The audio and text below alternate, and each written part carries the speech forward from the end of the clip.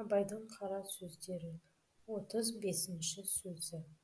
Мақшарға барғанда Құдай тағала қажы, молда, сопы, жомарт, шейіт соларды қатар қойып сұрар дейді.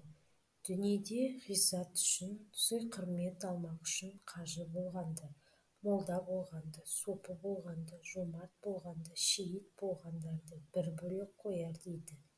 Ахиретке бола бір ғана Құдай тағаланың разылығын таппақ үшін болғандарды бір бөлек қояр дейді. Дүние үшін болғандарға айтар дейді. Сендер дүниеде қажеке, молдеке, сопеке, мырзеке, батыреке аталмақ үшін өнер қылып едіңдер. Ол дүниен мұнда жоқ. Сендердің ол қызықты дүниен харап болған, сонымен қылған өнерлерің де бітті. Енді мұнда құрмет алмақ түгіл сұрау беріңдер.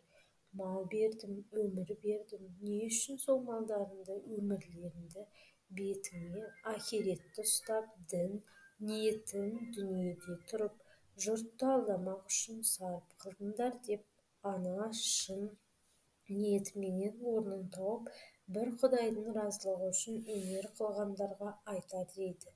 Сендер бір ғана менің разылығымды іздеп малдарыңды, өмірлеріңді сарып қылып едіңдер.